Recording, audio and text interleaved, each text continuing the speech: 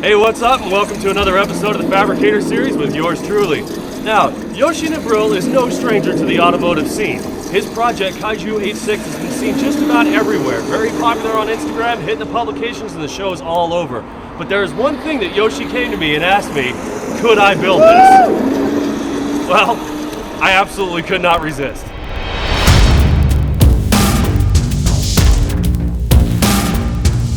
Hey, what's going on, guys? My name is Yoshi. I'm from Team Hybrid here in Las Vegas, Nevada.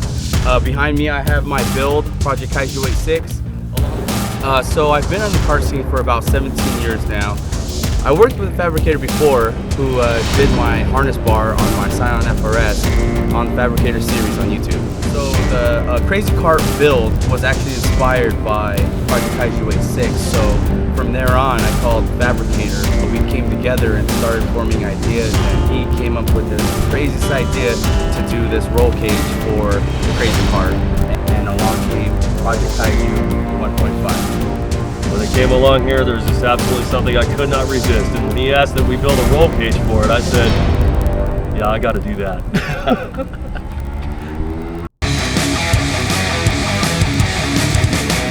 Alright, so to kick this one off here, this is a little bit difficult because you notice we have a whole lot of nothing to make any kind of references on whatsoever. So to really start on this one, you gotta figure out exactly where we're gonna mount the cage. Now, it has been by request that I do this with a kind of a quick release system, so you can remove the cage relatively easily, so you can load this into the trunk of the car, or whatever the case is, because not everybody has a truck. So we're going to start with finding a place to actually mount this to, or to mount our quick release system to. So if you kind of look around on it, you can kind of see there's a few places here, where all the hardware mounts up and whatnot all over the place. And that's a good spot where we can start making our mounting plates, which I'm going to use this 2-inch wide flat stock. And we're going to cut a bracket that's going to bolt to these two spots right here, and that'll be the standoff area for where our quick release is going to stand. So if we use these two bolts, we're going to make some sort of a plate that's going to mount to here, which we'll just cut out of the flat stock real quick. So to get a general idea, we'll take our tape measure. It looks like, let's say about a 3.5 inch piece. That ought to do the job. We'll cut out two of them, 3.5 inches long, and we'll drill some holes for it. All right, since we're doing two of these, just make a couple of quick reference marks. Very easy.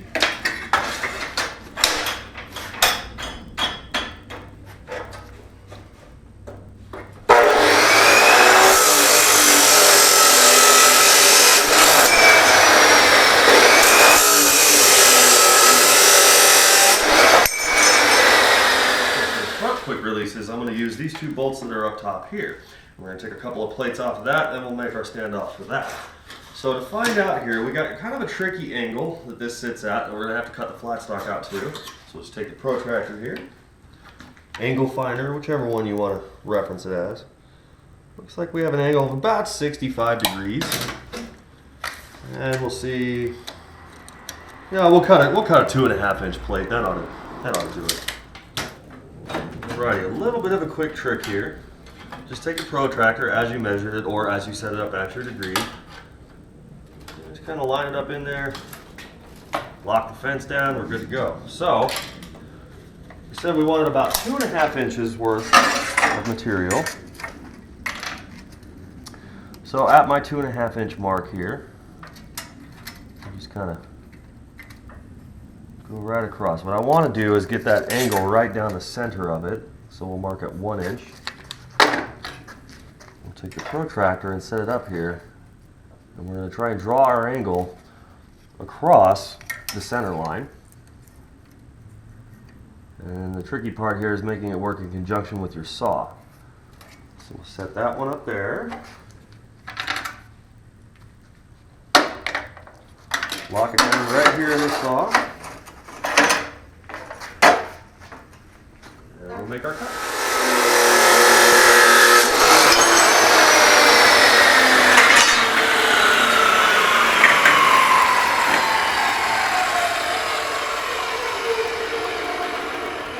We have to get this cut to length, since both brackets need to be the same.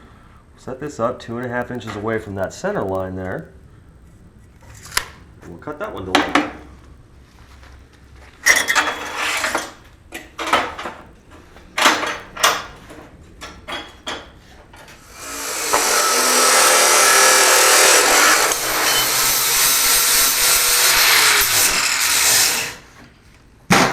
to make these just a little bit more workable, I just took the mill scale off of it, and that'll make a nice clean weld when it comes to it. Now in cleaning these plates up, of course there is a nice little trick, makes it a little bit easier. Stick the two of them together, you can clamp them down while you grind them, and then as soon as you're done, you've got two identical pieces.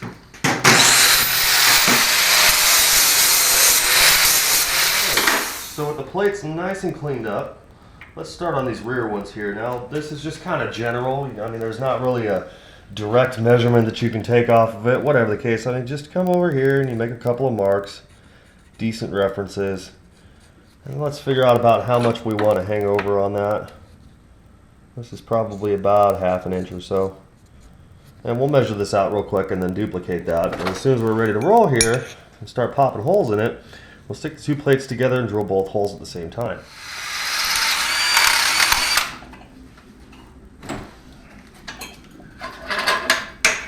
Let's go do a fit check real quick.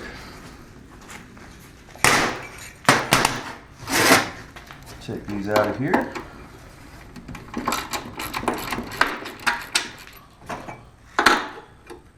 Line this one up.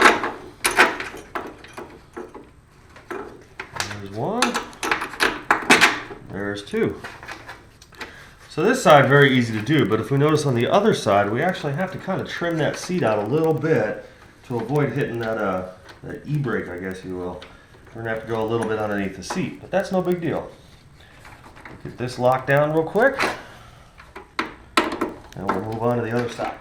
Alright, now this side, obviously the e-brake handle's in the way, so we're going to have to trim out the seat. Now this may never be noticed, but, you know, there's no reason to throw down a really nasty hack job on it, so I'm going to set the hardware up in here with a plate on it. I'm going to mark out the seat where it needs to be trimmed out. Now we only need to take off 1/8 of an inch, but that's no big of a deal.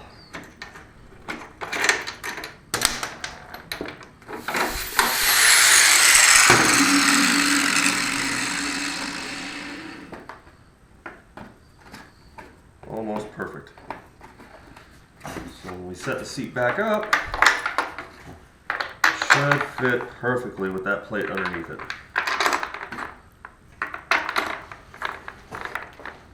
Just slot that underneath. Set our hardware back up here. Now we have rear mounting plates. Alright, so let's move on to the front ones. I'm going to start over on this side here and just get this apart. Now I'm going to use a little bit of a cheater method here because it's just a hole, doesn't have to maintain so, great accuracy or anything like that. But we got a great fit. I'm going to take my marker. I'm just going to trace out that hole from underneath. Now we know where to drill.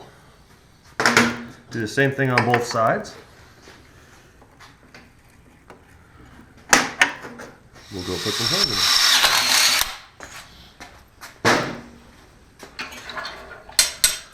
Let's see how we fit.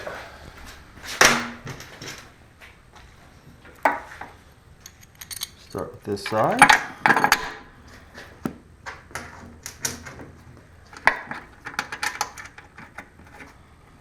We'll toss one in the back over here. So now we're ready for some standoffs just as soon as we get these tightened back down.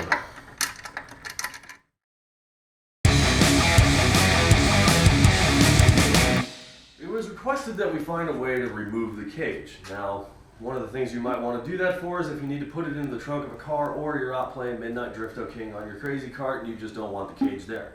So there has to be a way to actually take the cage off of there without a whole bunch of tools and whatnot. So you have to devise a system that's going to allow that to happen. Which all we're going to really do is take the 1-inch OD tubing that is the entire roll cage, because it's kind of built to scale, and we're going to slide it into an 1 1/4" 120 wall tube, which has a 1-inch ID on it. So the tubes will slide in perfectly, we'll have a pin that goes in there. That's perfect, that's easy. On the rear section, since it's nice and flat, if we butt it up completely perpendicular to the floor of the crazy cart, then it will be able to slide straight up. And that's perfect, that's about as easy as it gets. But if we run onto the front side here, notice one thing, that these plates are mounted at an angle. So if we were to butt these up perpendicular to the angle that these are sitting at right now, the cage would not be able to slip upward. That situation is called a mechanical lock. You don't want to have that at all. So what we need to do is find out this angle right here, which way it needs to sit so we can get these to mate up at vertical. So that way the entire cage will be able to pull the pins, slip it straight up, cage is off, no tools, easy day. So we're going to use our protractor here to find this angle. Now you notice that there's not a whole lot of space on here to work with. In fact, if we were to set it up right there, you notice it doesn't actually fit in here and we can't get it on the plate itself. That creates difficulty, and we say, how could we possibly get that angle? Well, let's look at this. This angle sits the same as this one. It's just a little bit offset because it has a spot on here where it's sitting over this piece of plate steel. So what we'll do is take the protractor and stick it underneath. As we set it up underneath there, we'll take a look here, 50 degrees. So we're going to go over to our chop saw, cut our DOM tubing at 40 degrees, and then we mount it up here. It'll bolt on straight, perfect. Everything will be nice and even and easy. All right, so I decided I'm just going to make the standoffs at 1.5 inches length. That ought to be pretty good. It's kind of freestyle here. We just kind of make it up as we go along, sort of. Right, so now we'll set the fence up to get our angle cut.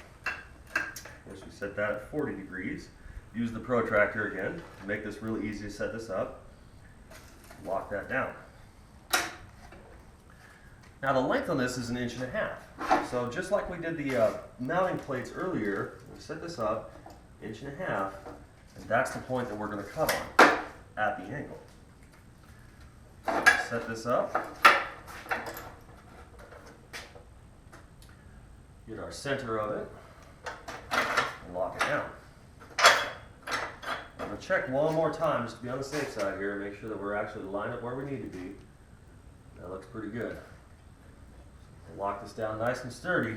Now to ensure everything goes nice and smooth and the tubes slide in and out just like they're supposed to, I'm just going to kind of deburr the inside just a little bit. Make sure everything is nice and fluid, flows freely, so to speak. Okay, so we're going to set this up, get ourselves a nice clean tack weld.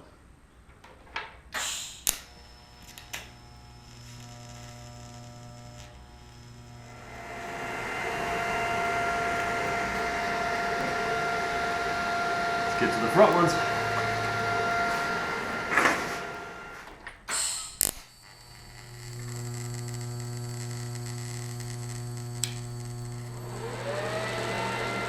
So we already have our right side tube up, or our standoff mounted.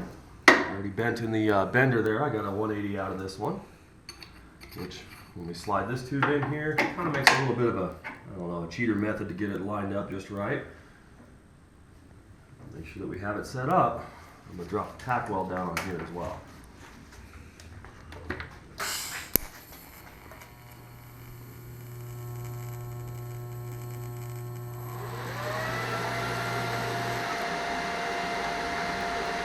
Now I'll let that cool down for just a moment. And you'll see how easy it comes out and goes back in. This front mount is what we're going to use for our front standoffs here, and then we're going to take off of this design here and start building the rest of the cage.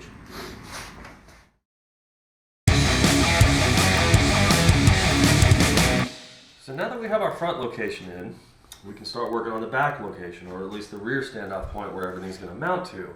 Now this is really, really tricky because this whole thing has to be removable, so we're going to have to build sort of an exo cage or an external frame or base at which we're going to mount everything to.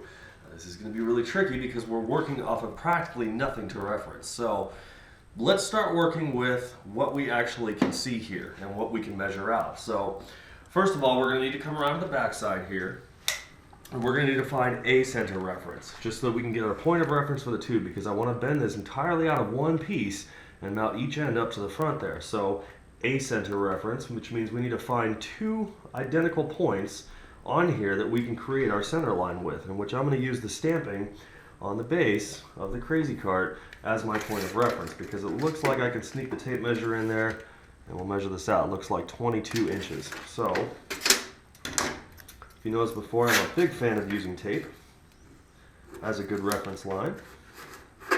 So just like many of the other videos, throw down a piece of tape on here. We're going to measure out 11 inches, which is is about right there.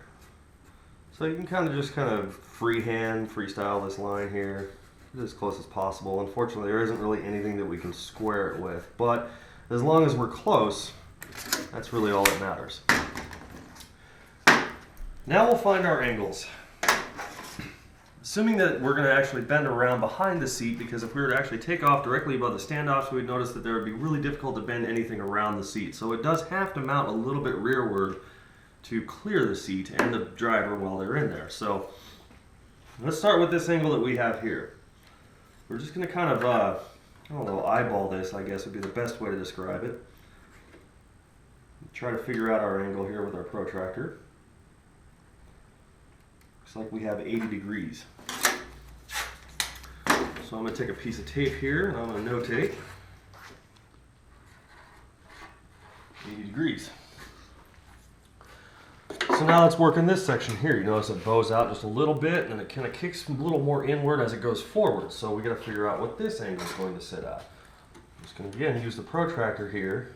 I'm going to try and line it up as best as possible with this angle. A little bit tricky. But it looks like we have a bend angle of about 20 degrees. So again, piece of tape, mark this out, 20 degrees. Now we'll move up front. This angle here we have to figure out, but at the same time we also need to figure it to mount up to this tube right here.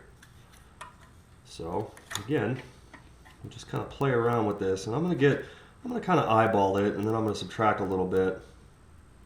If I run it along this line here, we'll see that we have a bend angle of roughly 60 degrees.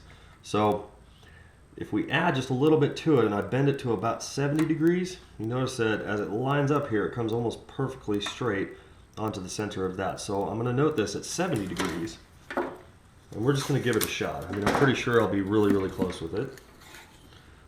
70 degrees. Now we look carefully on this section here, we have an offset. You notice that it bends upward. Now this is going to be the really tricky part here, but we do need to figure out what the offset angle is. If we hold the protractor on here, we have 15 degrees of an offset. So 70 degree bend at 15 degree offset. So now that all that's noted, we can start calculating the points at which we're going to measure everything from. Now, since we have nothing to reference, we have to create a reference. That's kind of tricky. But all I'm going to do is take a couple of pieces of scrap metal, some steel, a couple of clamps, and I'm going to get a reference that we can use on the back section here. So if we pull the cart back, now we know how far back the cage needs to start, or at least the point of where everything's going to mount to. So to give enough comfort and space and whatnot for anybody even my size and smaller, now we have a reference of which we can work with. Now we're going to use the cheater bar. Now the cheater bar is a piece of steel that is already bent up in the die that we're going to use for this roll cage. And there is a beginning notch on it that signifies the point at which the bend starts. And this is what we're going to use as our reference. So I'm just going to hold the cheater up here with the notch starting on the inside. And I'm going to loosely eyeball it. Kind of get an idea about where everything needs to be. We already know that this needs to be 80 degrees, but we don't know where that bend needs to start. So I'm going to actually line it up and start on the inside here, because I know that when I actually bend it and get with that 80 degrees, it's actually going to line up quite nicely with this rail that we're going to reference it to. So I'm going to take my tape measure, referencing our center line and the beginning of the bend in the die at this length here. Looks like about 6.5 inches. So we're going to notate that our first bend is going to start at 6.5 inches. Alright, now on this section here, we don't necessarily know where the bend is going to start. In fact, that's going to be kind of tricky to do, but we're going to have to kind of hold this up here, get a rough idea. It's about right here is where it starts to transition into that angle. So I'm going to take a piece of tape, just hold it right over there. Now we'll run with our cheater. At what point, what we need to figure out is at what point do we start measuring and referencing. So as I hold the cheater right above here, I can see at what point it will start to transition. The bend itself will match this bend right here to get that 20 degree bend that we have to use. So I'm just going to kind of loosely eyeball it here. I'm going to take my marker, mark this point right here. This is the start of our bend. Now for the front bend, what I'm going to do is kind of set this along, because this is the angle that it will be bent at. I'm going to set this along here, and I'm going to sight this tube to the point where it actually lines up and will transition right into mounting into the front here. Now you can also use a straight edge to do this with. If you're not comfortable with using your eyesight, try to hold a straight edge up there. See if you can get it as close as possible to where it needs to be. Kind of gives you a bit better line of sight on it. So we're gonna hold that there. I can see at the point where it's going to start. Put another piece of tape.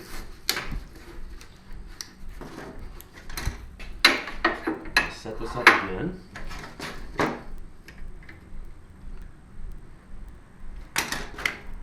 And make another mark.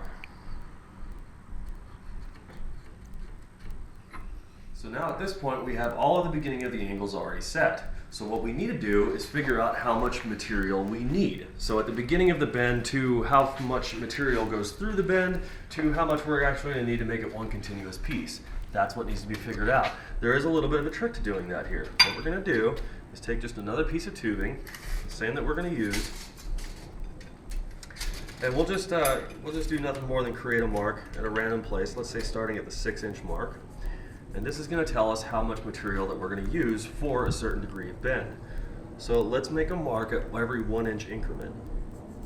1, 2, 3, 4, 5, 6, 7. I don't really anticipate it going more than 7 inches on a 4-inch center line radius, but you know, we'll go with 7 inches there. Now each one of these signifies 1 inch. So at a certain degree that we bend it in, that's what we're going to actually mark out and find out how much material we need for each bend. So I'm going to line this up in the bender real quick. I'm going to have my marks facing upward, and that first mark is going to be the beginning of the bend in the die. So at this point here we need to create some sort of a reference, and the reference is going to tell us at which point we actually started measuring from. So that mark right there will tell us the start of where we bended. Now this is already preloaded and set and ready to bend. So the bend angles that we have there are 80 degrees, 20 degrees, and 70 degrees. So at each one of those marks, or at each one of those points, those bends, that's where we need to create a mark. And then we pull it out of there and we'll see exactly how much material it is. So let's start with the 20 degrees.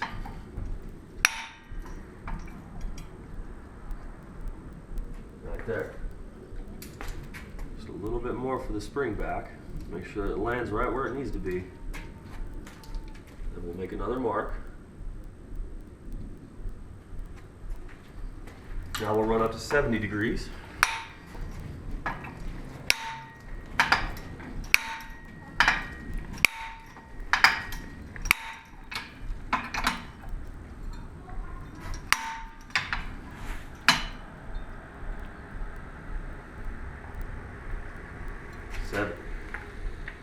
Make another mark. And finally 80 degrees.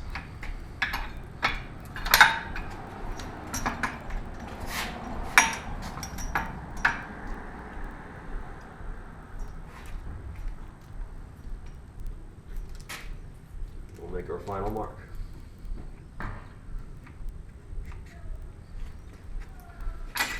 Now when we pull our tube out of here, alright, now with our bend we can actually calculate all of our materials usage for each one of our bends here. So you notice that the black line signifies the beginning of the bend in the die. The red die or mark signifies the beginning of the bend at the follower. So we need to figure out what the difference between this line is and this line is so we can actually compensate for it when we go to count out all of our other marks. So we'll measure from the black mark to the red mark, and we've got a 1/2 inch. 1/2 inch is the compensation amount we need to give for each one of these marks. So let's start counting each one of our marks out here. 1, 2. Between 1 and 2 inch mark here is our line for the 20 degree bend. It's 3/4 of an inch away from the black line, so we'll subtract our 1/2 inch, and our first bend is 1 1/4 inches from the beginning of the bend. That's how much material it costs us. Now let's move on to the other ones. 1, 2, 3, 4. Right at the 4-inch mark, or within a couple of fractions here that we're not going to really worry about, is our 70-degree bend. So we'll subtract our 1/2 inch, and 1, 2, 3.5 inches is where 70 degrees is. 3.5 inches is 70 degrees. At a 70-degree bend is how much tubing that we need. So let's keep on counting. 1, 2, 3, 4, 5. Right between 4 and 5 is our 80-degree bend. So let's measure about how far away that is. It's roughly between 1/2, 3/4 of an inch. So we'll subtract a 1/2 inch out of that, and we're going to go 1, 2, 3, 4.25 inches worth of tubing is how much material it cost us. Confused? Let's go make all of that make sense. So now we have the start of each bend figured out. We have the material it costs us each time, but we don't know how much material is in between each one of the bends. So where one bend terminates and the other one begins, that's what we need to figure out now. So I'm going to use my cheater here, and I'm going to mark out at the same spot the beginning of my die. Then I'm going to measure 6.5 inches away from that, and I'm going to line that up with our center line on the back section here. The best way to line this one up here is I'm going to take my pony clamp, set it up to where it's the 6.5 inch mark is lined up with my center line, because that's what we calculated earlier. That 6.5 inches was the first distance between the beginning of the center line and the beginning of the bend. So now that our 6.5 inch mark is there, and our first bend is 80 degrees, I'm going to use the same tube that we measured earlier all of our materials with, and I'm going to find the point at which this bend terminates, which is about right there. You see the last impression of the die in the tube before it straightens back out, which is about right here. So I'm going to translate this line up top here. I'm going to set this down right on top of the cheater. Now, since I want this to run right along this rail here, I'm going to line it up towards practically dead center, and this is our 80-degree bend. As soon as that lines up there, we're good to go. Now we just need to figure out how much is between the termination of this bend and the beginning of the second bend. So we'll take a measurement real quick. Looks like we have 13 inches in between. I'm going to notate 13 inches. 1.5 inches away from the beginning of this bend to the end of it is what we need to mark. So we'll notate 1.5 inches. So the distance between the termination point of this bend and the beginning of our 70-degree bend is also 13 inches. So now we're going to add all of this tubing up here, and then we can start bending up the one that's going to completely wrap all the way around here. So let's get another tube going.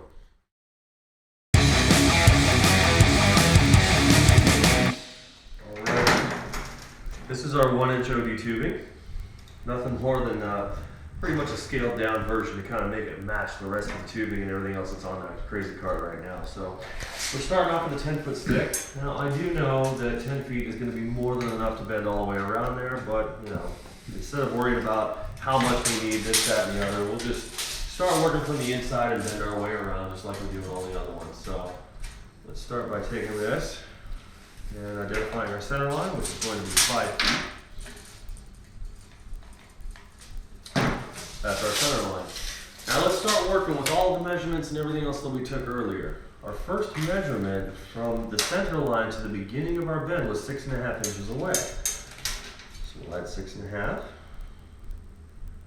Mark that out. Now the next bend, this was actually going to be 80 degrees at this mark. So 80 degrees, we knew that that ended up costing us 4.25 inches worth of tubing. So 4.25. That's the termination of the bend. From there, it was 13 inches to our 20-degree mark. So we'll mark out 13 inches. This one's 20. The 20-degree bend cost us 1.5 inches worth of tubing. So there's a termination of our 20-degree bend. From there, it was another 13 inches to the 70-degree bend that kicks it up over the top. So 13 inches. And the rest of this is what we'll end up trimming off. Now, both sides were bent exactly the same. So let's measure the same thing out on this side.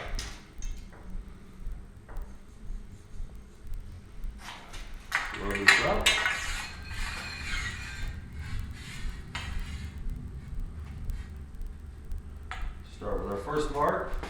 find the beginning of our bend.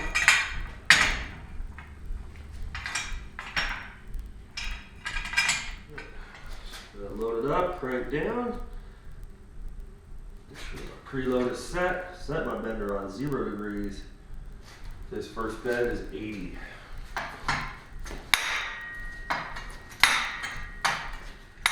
Okay, so there's absolutely no reason whatsoever to bend a crooked tube. And when I say a crooked tube, that means that you didn't level out the tube inside of the bender. So when you hold it up vertically, you'll see one is set and kind of offset this way, the other one is offset and bent that way.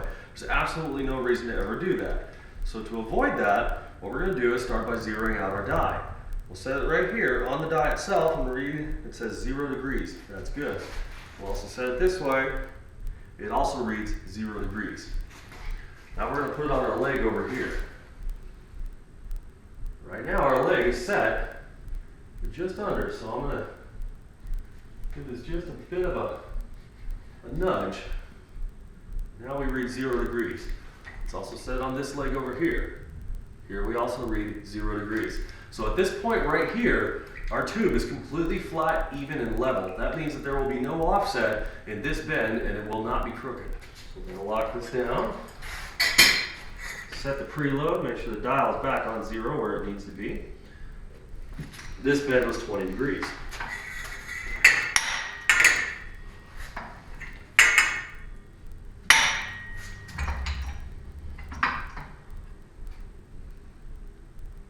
There we go.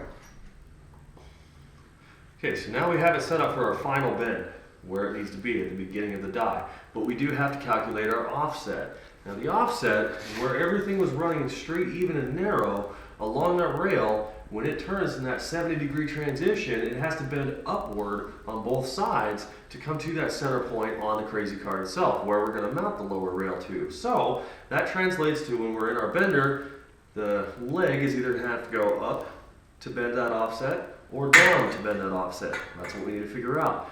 Now don't get yourself too wrapped up in how this works, okay? You can actually calculate this and identify the sides and say that if this is my left side and it needed to bend upward, then technically we're working upside down right now and we need to face this leg downward in order to get that upward bend. But it doesn't really matter on the first one as long as you know it by the second one. So what we're going to do is set our tube up here, get it kind of tight but still movable. We're going to again make sure that our bender is zeroed out, which it is. 0 again there. Make sure that this leg is also on 0. Now we're going to head over to this leg here. And we're going to adjust this and clock it until our angle reads 15 degrees, which was the amount of offset that we needed to create. So at this point right here, it's sitting exactly at 15 degrees. I'm going to double check again and make sure that I'm zeroed out there. I'm going to crank this down nice and tight. Double check one more time. We're right on 15 degrees. So our offset is correctly set inside the bender right now. All we need to do is throw that 70-degree bend on it.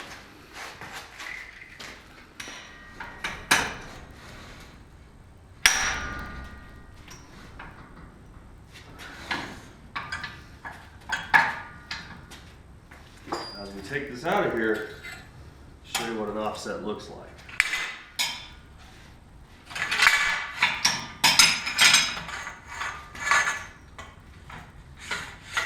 Lay it down here. So all sides of the tube are flat except for the section here that needs to go upward. So this side is complete. Now we're going to flip it over and work on the other side.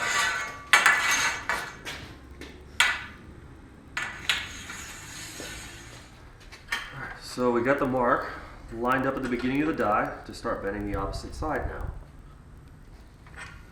now. Once again, we need to make sure that we do not have a crooked tube or we do not have any offsets where they don't need to be. So we're going to grab our protractor one more time here, and each time ensure that the bender is still on 0 degrees, which it is. We're also 0 degrees on the tube. Now we need to be 0 degrees this way, which will give it just a little bit of a nudge. Now we're right on 0 degrees. So work in the opposite direction now. Set my preload, dial on 0. This first one is 80 degrees. All right, in. Check once again, 0 degrees. Still 0 degrees.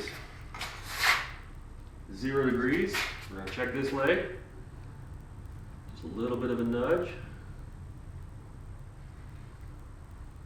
0 degrees. Let's also confirm here, we're at 0 degrees. So let's crank this down.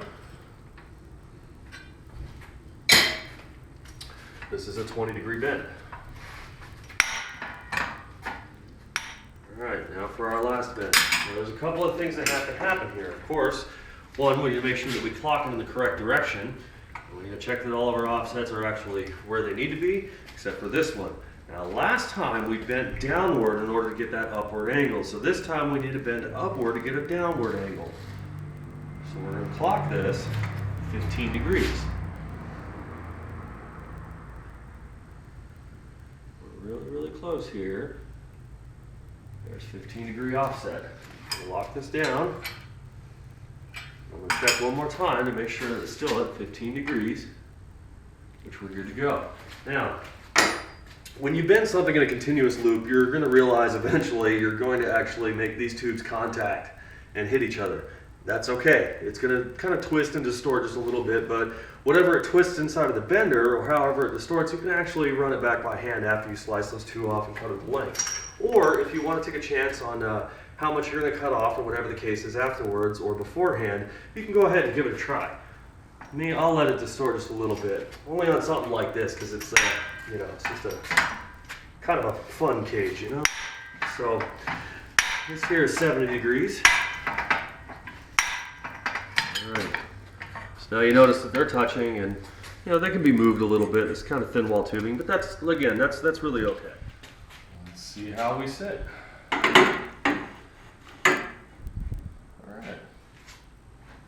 Well, off the get-go, we notice that we're just a little bit wide over here. Of course, on the front side, it's it's a little bit tough to kind of figure out where these notches are going to go, and that's really okay. Being wide or a little bit too wide is really all right because we have enough flex and ability to kind of twist and distort this just a little bit so we can get it all lined up just right. So, first thing we need to do is create a baseline of which our notches need to set on this tube up front. So let's get this out of the way. Set that down. Now, for the purpose of just kind of getting this somewhat lined up or whatever, I know that I want just a, probably about an inch, maybe 2, somewhere in there. From there, that's about where I want the base of the tube to actually run here. So, just like in the tube notching video, we're going to create a baseline real quick.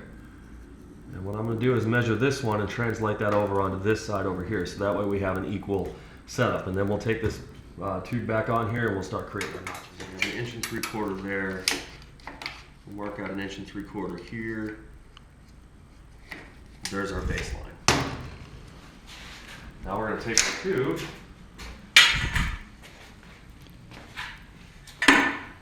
and we'll just start working with one side. In fact, we'll work on the side that we're sitting with over here. We need to get first just a kind of a cut to length reference. So I'm going to try to get this to sit somewhat even. Let me just fake it for right now, and then I'm going to come in here and just make a line at which I can cut this off at. Kind of eyeball the two of these. They're, of course, no matter what, since it's already too wide, any mark that you put on there that's even with the tube is still going to be more than enough to compensate for this. So now we have those marked out, we can take whatever we got here and cut them off.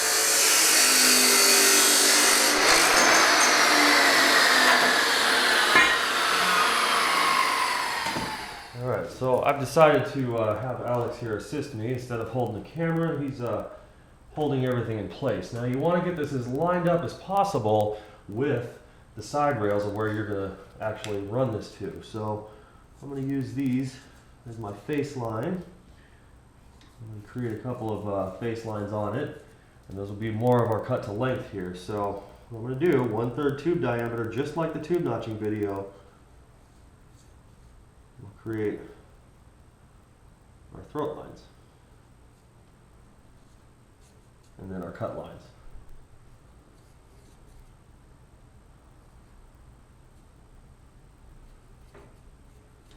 Now we'll go notch those out.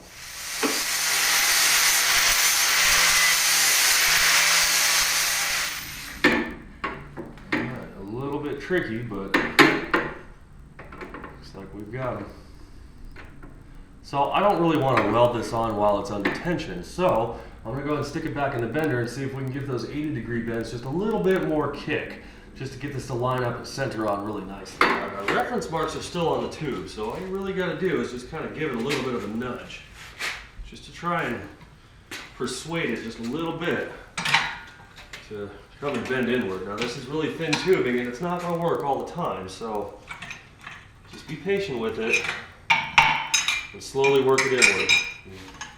It's really difficult to unbend a bend, even if it is on thin tubing, so make sure you only give it just a little bit of a nudge each time. You don't want to overdo it. Because if you try to unbend it, it's actually going to bend in a different spot and not actually remove the bend. So again, very patiently, just a little bit each time. Make sure that your bend is actually lined up at your reference mark. And just give it a little bit, just a nudge. Now we'll go fit check again.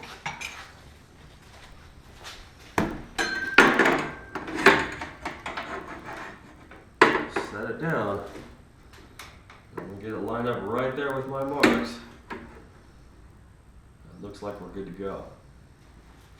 So after looking at this and kind of taking a minute to really, kind of get a feel for what it's going to look like and whatnot, I've actually decided to move the tubes downward just a little bit. And I'm going to use these base lines that we originally set with. I'm going to use those as my face line reference. So the center of the tube is actually going to be at those lines that we created earlier. So now in the rear, to actually set this up, we're going to, one, need to get it centered, which we center it with our centering reference line.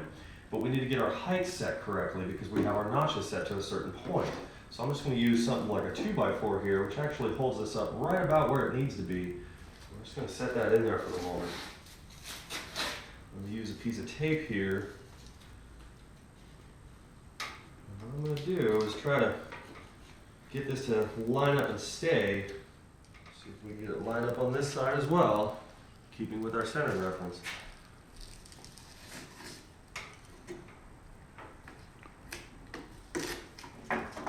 See how close we are. Get our lines marked back up, right where they need to be. And we'll be able to tweak and move this just a little bit once we get some tack welds laid down on it, which we're about ready to do right now. Get these lined up and just give it a little tack weld here.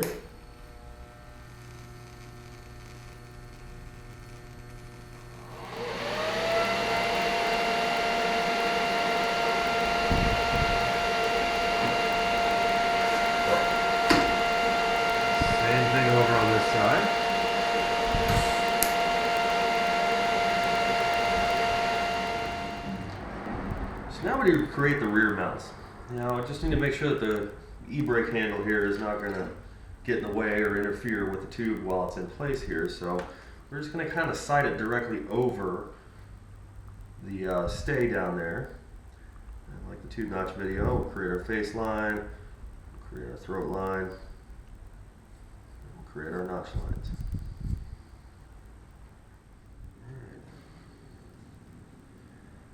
So once again, get our first notch in. Let's get our second one working here. Create our face line. And we'll create our notch lines.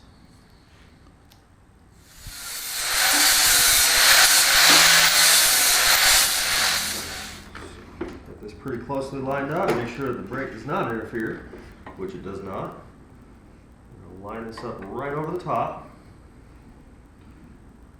Make sure that our center line is good. So we're just going to throw down a couple of quick tack welds here.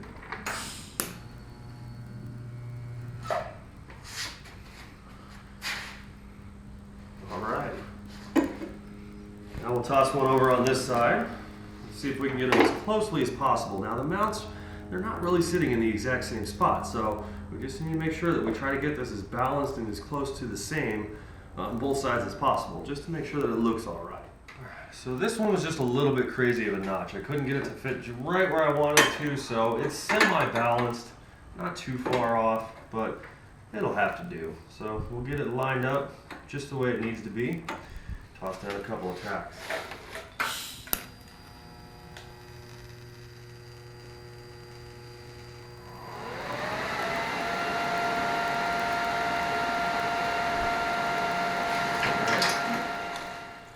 Now we're going to measure out our standoff height.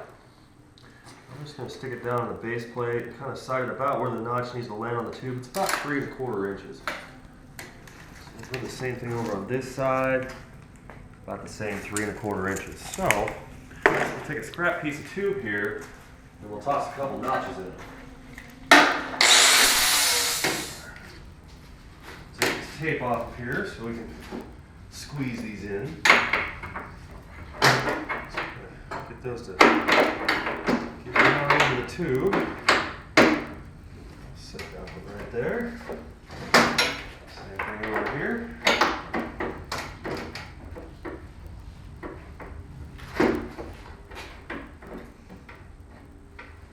Perfect. We just need to make sure that we're aligned with our center mark, and we'll get those two tacked in. Now, once we have those set in place, we're also going to try and make sure that we have this nice and even here, and line it up and it's at 0 degrees. So we're good to go. Throw down a tack.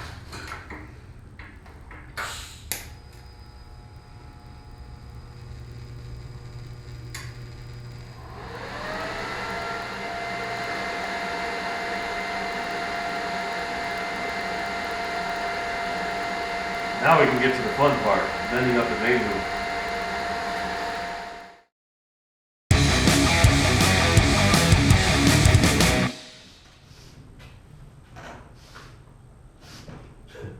This thing's gonna be fun, like seriously. Now, we do have to start measuring for our main hoop, and you gotta consider the proportions here, because we did intentionally run with 1-inch tube to make sure that it matches the rest of it. So to keep it in proportion, you gotta consider the height of the person who's driving it. So let's just take me for example. I'm almost 6'3". So if we were to build this to my height, this cage would look absolutely stupid. It would be entirely too top heavy, and it just flat out wouldn't work. So to get your height right, I'm just going to use me as a reference, and then we're going to subtract a little bit, and it's going to be kind of helpful to you if you have like a buddy here to help you with it. So in this case, I'm going to have Alex come back in again, and he's going to take the measurement from my head right down to our datum point, which is our base rail here. I need to hold kind of still while this happens, and again, we'll just take a little bit off the top of the measurement of what we actually get out of it. What do we got? 31.5 inches. 31.5 inches, all right. So that's a good starting point there. That's at least where we know where our main hoop can be, and we'll take a little bit off. Next, we need to find out our shoulder height, and this is going to be the point at which the main hoop will actually transition and go up kind of over the top. So let's see if I can get in position. Where's my shoulder? 21 inches. 21 inches, all right. So with those measurements in mind, we have absolutely nothing to work with until now. So with those measurements, let's actually get cracking on this and make this main hoop happen. Okay, so with those dimensions in mind, let's just try to see if we can kind of figure out some sort of a datum width here. Now, I know that I kind of want to have the main hoop mounted kind of right in the middle of this bend radius here on both sides. So, we'll just fake it, I guess. See if we can come up with something. Looks like when I measure it, it's about 20 inches. And I know that I actually have a shoulder width of about 22 inches, but we're just going to stick with that 20-inch mark. And also, as I hold it up here, I'd like to see where he measured my shoulders at 21 inches. And of course, my head at 31.5 inches. We're actually going to subtract some out of that just to kind of make this look a little bit more proportional. So somebody of my height, I've got to really squeeze in there. With somebody, let's say 6 feet and shorter, they'd be able to fit in here and it won't look too silly or ridiculous. So there'll be a little bit of comfort. So we're going to subtract 2 inches off of each one of those. And I know I have a datum width of 20 inches, or 22 inches. So we're going to run with those measurements, and then we're going to start bending this up. It's going to be a little bit tricky to try and do all of this, mostly because we don't have anything that we can actually reference and measure out. So we're going to do all of this on a flat plane, and I'm going to show you how to do all of that, which it's really not that difficult to do. So let's get cracking on that one.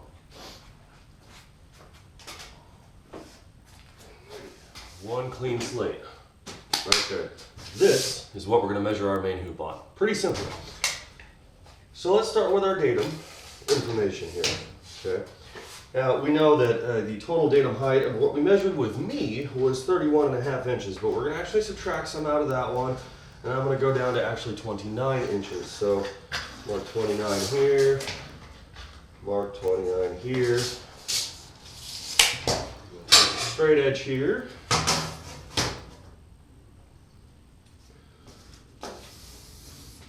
There's our datum height. So from this point at the edge of the table to here is going to be the total height of our main hoop from the actual rail that we created on that base frame. Now we're going to go with our datum width, which what we said at the base was going to be at 20 inches. So let's start with the half of this table, which is 24 inches, which we'll mark the halfway point, which is 12. And we'll subtract 2 inches off of each side. Makes 20 inches. So 2 inches here, 22 inches there. Take our straight edge here.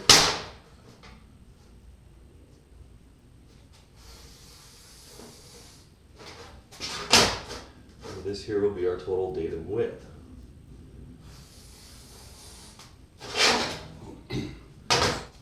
Now the point at which my shoulders came up on the crazy cart was 21 inches, so we're going to subtract 2 inches out of that, and that's going to be the point where we're going to have our shoulder height in the main hoop, or at least that point where it's going to transition inward to actually make it look like a main hoop. So that way it just doesn't look like a giant U, which would look pretty silly, and not really like a roll cage. So let's mark it 19 inches here, 19 inches here.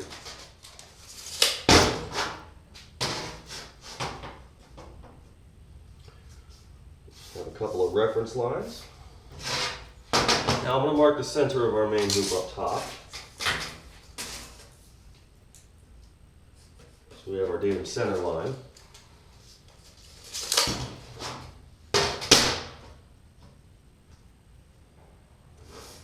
Now these are our references. So with all of this, we can actually figure out exactly where we want our bends and how we want them to go, which that's pretty simple to do. We're going to take our cheater. One thing that I note about my die is that the bender itself, or the die itself, has a little leg that comes off of it with the bolt stay that holds the tube in place. I know that from the beginning of the die, or my reference line at the beginning of that bend, about 4 inches away is the length of that leg, and about roughly 3 inches is where that bolt sits. So let's just say for an instance, this is the length of the leg here, which is 4 inches long. So if I run with half of this, we'll measure 2 inches away. If I run with half of this, I know that I can actually get the bender, or get a tube inside of there and bend at both of these points right inside of here. Okay, it's actually going to go in there and not jam up inside the bender, or not allow me to create a bend that close together. So just to be on the safe side, we're going to go no more than 2 inches away from the point at which we can actually get it inside of that bender there. So looking at this, I know that if we were to start this angle or this transition right here, it's going to look pretty narrow up top, and we don't really want that. I want it just a little bit wider. Again, this is kind of freestyle bending, if you will. So now that we have all of that set up, we can kind of freestyle or get a general idea about how the main hoop is going to look. So we got to kind of figure out roughly inside of here where it's going to look okay. I mean, you can kind of sit here and say, you know what, I think I want the bend to transition right about here. You can say I want them a little bit wide. I'm going to start working actually more with kind of what a normal roll cage would look like. So let's just start with about 6 inches away on each side is about where I want to start that transition here. So we'll take our straight edge and create ourselves a little bit of a visual reference. Run that side there, run this side here. And judging by the looks of this, that looks actually about like a main hoop. And then we'll calculate and figure out all of our angles here. So we're going to use the cheater and place it inside of here, and we can calculate and figure out all the angles and whatnot that we need to. Now, one thing that's really important here is about the size of the diameter of tubing that you're using. So if we said our maximum width or datum width was going to be 20 inches, I'm actually going to, I'm going to let it go just a little bit more. I'm going to go half of the tube here, so it's actually going to be 21 inches total width. Now, this is just one of those things that I'm kind of adding in here as I'm going along, because again, it's kind of freestyle here. But we take our straight edge, And we'll place it along here. I'm going to set the tube up about halfway over that line. And then I'm going to butt it up against the straight edge itself there. And then I can kind of look and gauge about where half of that's going to be. And I can see about right here is where my bend is going to start. At this point right here, which is what we're going to use as our reference. And then I'm going to take the cheater and I'm going to run it down this side here. And I'm going to go to the point where I can place it and see that half of this tube is going to stretch down to our datum height, or our datum point down at the bottom. So we'll put a mark up here. Now let's figure out the angles.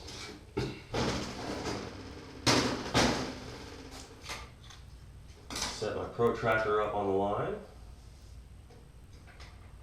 Looks like this first bend is 25 degrees. So we know if this is going to have to make 90 degrees, or this is a 90-degree transition here. If this is 25 degrees, this one's going to have to be 65 degrees. That's just simple math, but we can go ahead and measure it. Let's just do that to verify and make sure. There we go, 65 degrees, we're good to go. So both sides have got to be the same, so of course this one's going to be 25 degrees, this one's going to be 65 degrees. Bingo, we're good to go. So how much material do we need? That's the ultimate question right here. So what I'm going to do is take my gauge here, and this is what we set up in the bender and created our markings with. So I'm going to say at the start of my die, which is this line right here, we're going to reference this. Let's say about this point right here is about where it starts to transition into that 65 degrees. So that's 1, 2, 3, 4, and about a half an inch. So let's just say actually about 4 inches, according to this bending gauge, is about how much material we need at that 65 degree angle. So we'll just say plus 4 inches. And here, we'll line it up once again. Looks like 1, 2 inches plus 2 inches. So let's take some measurements here. From the start of our bend to the center line is 2 3/4 of an inch plus 4 inches. Now the start of that bend to the point about where it ends up looks like about 7 1/4 inches plus 2 inches. And to that point from our datum height looks like 18 1/2 inches. So now we'll add all of these up, double it, because we have to do this side, and then we'll have our total length of material, plus we know exactly where each bend is going to start when we lay it out on a flat tube. Alrighty, so after we added up all of these measurements on both sides, we came up with a tubing amount of 69 inches. So I just went ahead and rounded up to 70 because a little bit of excess is not going to hurt anything. It gives us a better ability to position the main hoop at a certain height and where we want it and whatnot. We can have a little bit of wiggle room on this one because, you know, I mean, technically there's no spec that we have to run off of, so we're kind of building it around a driver, so to speak. So to get it kind of generally close, I just round it up. If we take a little away, cool. It's better to have too much than not enough. So half of 70 inches is 35 inches.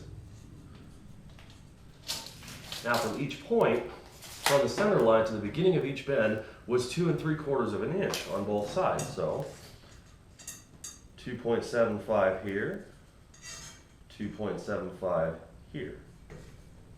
Now this is the start of each bend on each side. Okay. Now we had 4 inches worth of tubing. That was going to basically be the amount of tubing that we used on the 65 degree bend, give or take, pretty close. And then 7 3/4 or 7 1/4 inch from the end of the bend, or the point where the bend terminates, to the beginning of the next bend. So that's 11 1/4 inches. So now we'll add 11.25 to both sides.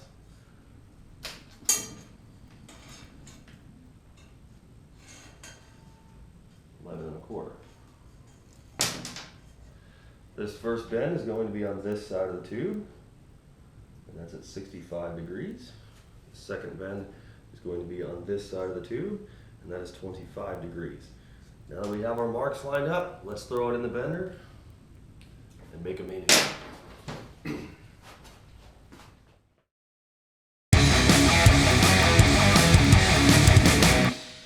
let's start with our 65 right at the beginning.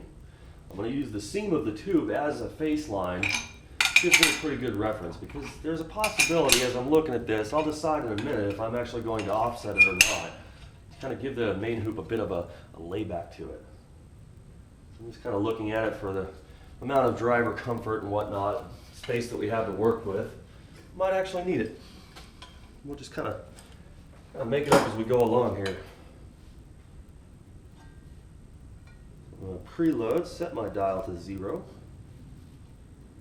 This first bend, 65 degrees.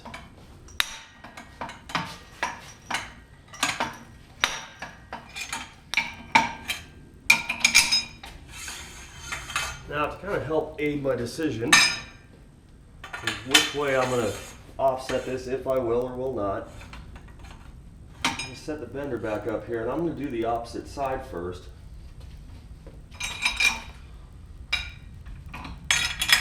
We'll see how it looks. Just kind of get a general idea here. Here's a good visual reference. So tighten this down.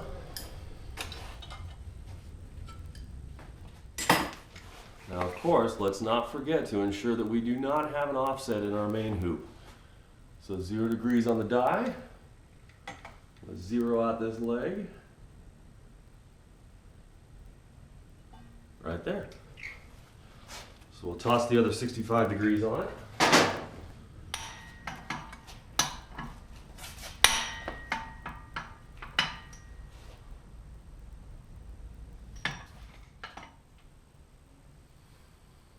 So I did mention kind of wanting to maybe give the roll cage or the main hoop a bit of a layback to it because you notice that the seat here has a pretty significant layback to it. So to make sure that the driver is not cramped up and having to slouch and move forward and whatnot because they're affected by the point at which the layback actually, or their back will hit the main hoop.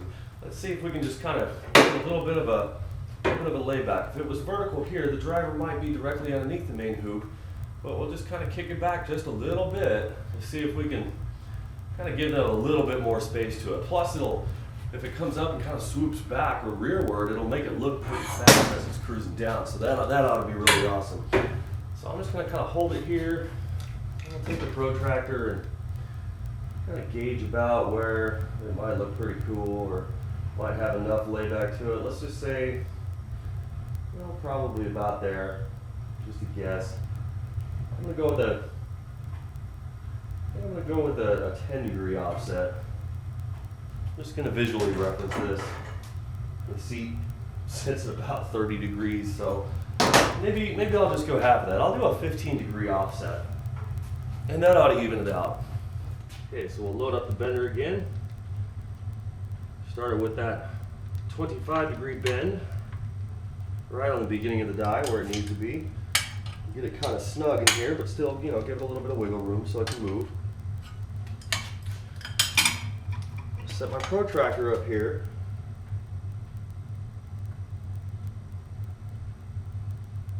Now we're on 0. So again, as far as offsetting is concerned, you remember that one side is going to have to bend down, the other side is going to have to bend upward in the die. So just remember which one you did, or you can visually look at it when you go in there again later on to make that adjustment. So I said I wanted 15 degrees. I'm going to bend that side down. I'm also going to check once more. Let me ensure that the die is in fact level, 0 degrees on all planes, which it is. Crank this one down. Here's 25 degrees.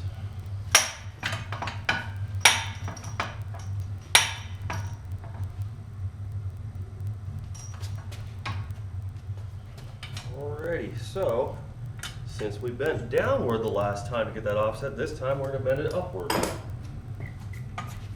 Set this up, crank it up to 15 degrees, right there. Preload set to 0, 25 degrees. How about there? Alright, so I got it set up. Just kind of use a couple of these holding magnets here.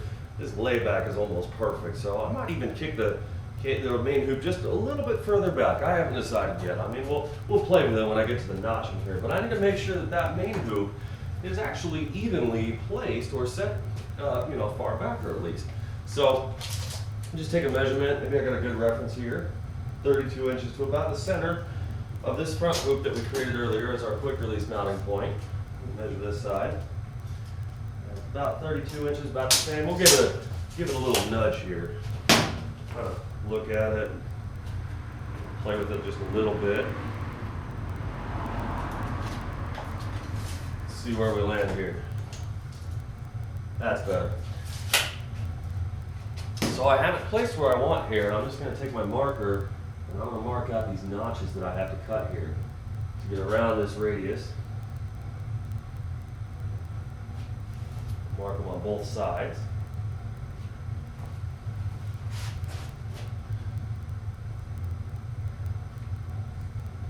Now I can get to go cutting these out and get this main hoop placed.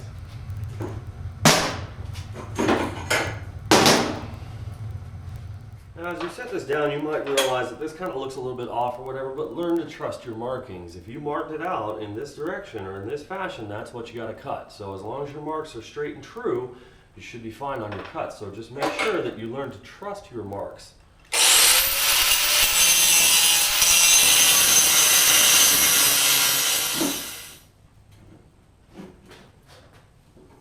That's not bad at all. Now I'm going to go ahead and clean these up a little bit with the grinder, and then we'll make sure that we set it all up correctly and where we want it to. So just a little bit extra work with the flat disc, clean it all up a little bit.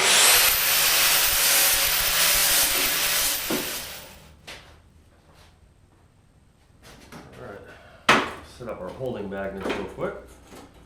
I'll let this sit in place. Now I did notch it a little bit with somewhat of a layback to it. So what I'm going to do is kind of hold that in place while I tack it up here, but I'm going to make sure that we definitely have the correct measurement as far as where it's placed, which was that same 32 inches that we measured earlier. Which we have 32 there. We're pretty close. I'm going to pull it back just a little bit on this side. 32 there. So since I do want just a little bit more layback, I'm going to set the protractor up and I'm going to give it a tack in place while we can actually get it set to where exactly we want it to be. So I'm going to go ahead and get the welder set up real quick, and then we'll drop a couple tacks down on it.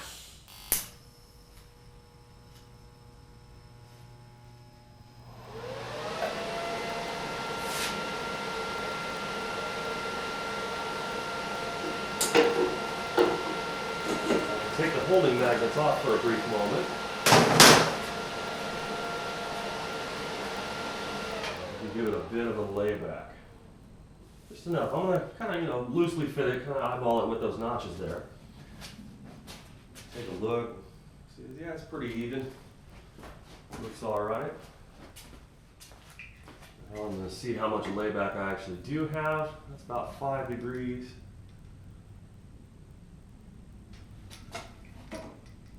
Measure it on this side, still have the same 5 degrees, so looks like we're good to go. I'm going to drop down some a little bit heavier of a weld on it just to make sure that it stays in place right where it needs to be.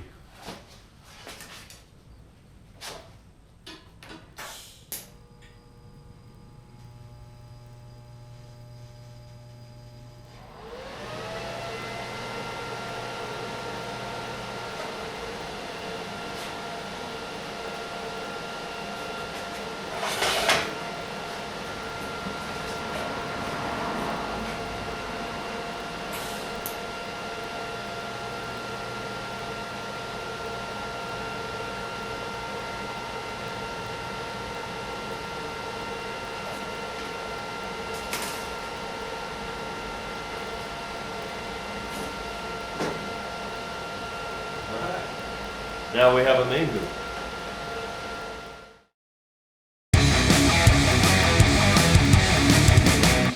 Alright, tricky. Try to get an idea here about, maybe about where these forward hoops are actually going to mount up and how they're going to land. Trying to make it look as realistic as possible. So, kind of looking here, be about somewhere around 24 inches is a good point of where it should start its transition. So I'm gonna hold the cheater up here. Looks like at about 21 inches is where the bend will start. And we need an angle, probably about 60 degrees. See if I can modify this only slightly.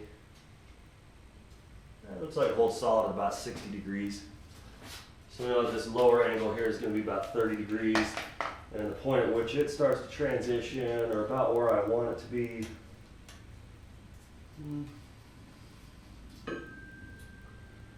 let's say it's about 48 inches, and the tube total length will be about 54 inches. So, let's just take those measurements there, kind of run with it. See if, maybe we'll get close. We have an offset angle, about 30 degrees.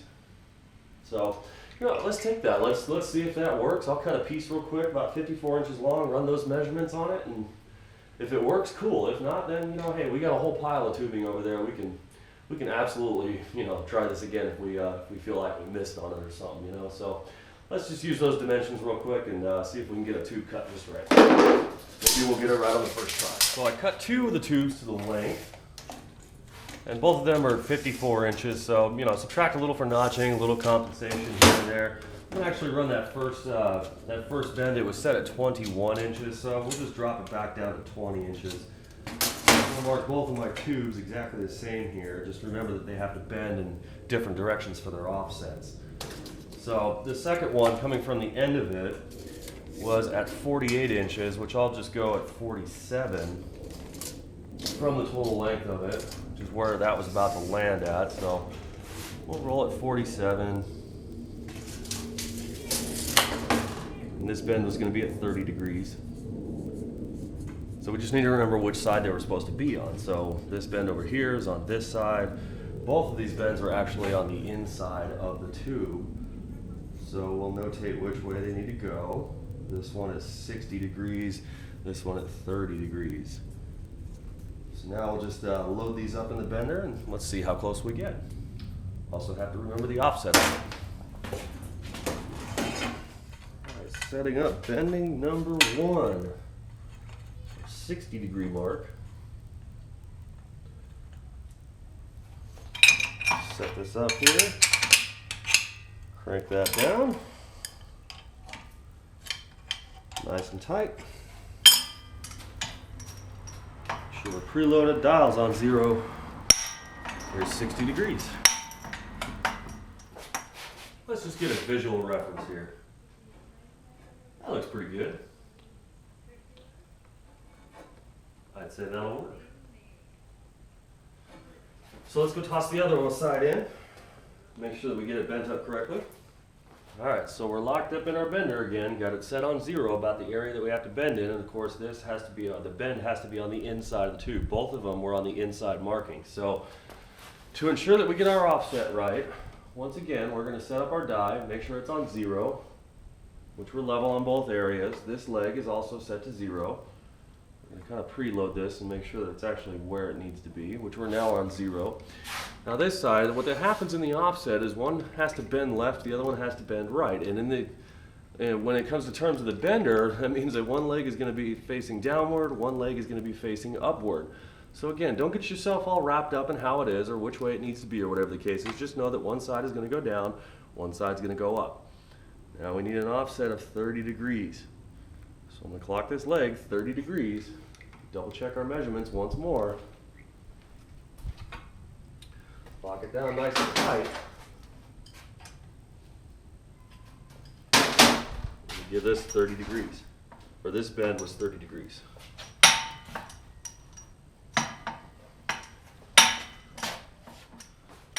So let's see here.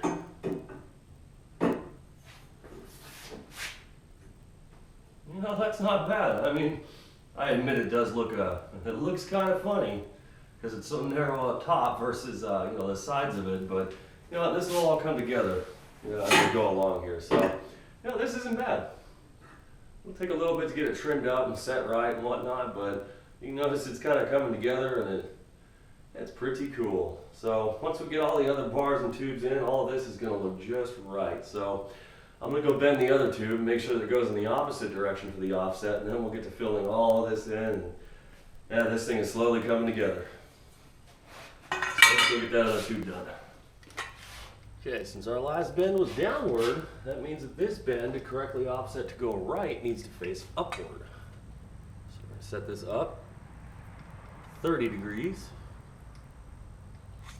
Make sure that we're level again. Everything is even. Crank this down one more time.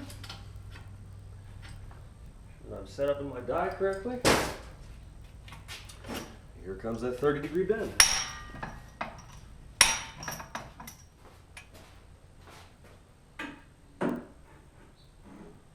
Not bad at all. That, you know, the only way I can put this is crazy. I can't help but to smile when I sit here and put all of this together. Just, it's fun, and that's really all it needs to be. This is the fun part of my job. So now that we have these set, we can start working on the notches. Get these set right in place and get them tacked in and welded. Now we're just going to have to kind of fake this as we go along here to get it as close as possible. And I'm just going to eyeball it. Kind of say, yeah, I like this, no I don't, it's close, it's far away, whatever the case is, but just kind of work with it a little bit here.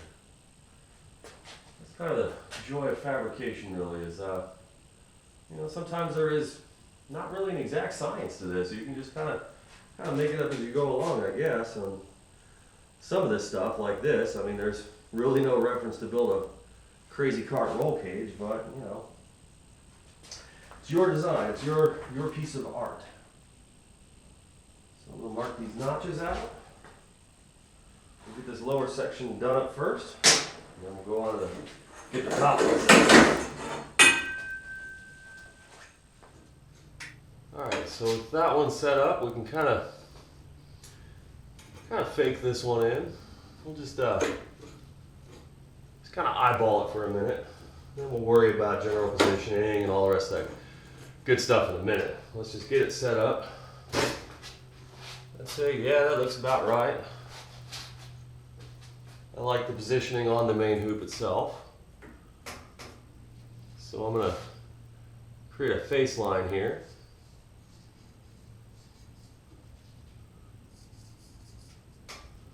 And then our notches themselves, about how they're going to have to cut out. Throat lines.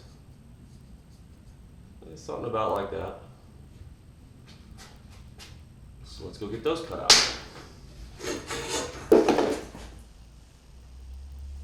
Alrighty, we've got these notches pretty much dead on. And I'm liking the way it's fitting so far. So let's drop some tacks down.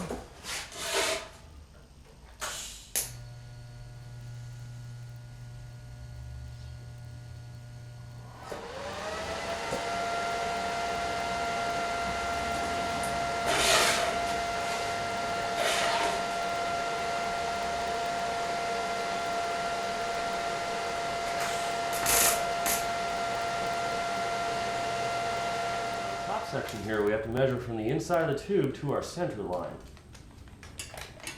When we hold this up here, we've got about 4 1/4 inches. So we're going to set this side up. See if we can get to the same 4 1/4 inches. It's about right there. Throw down another tack.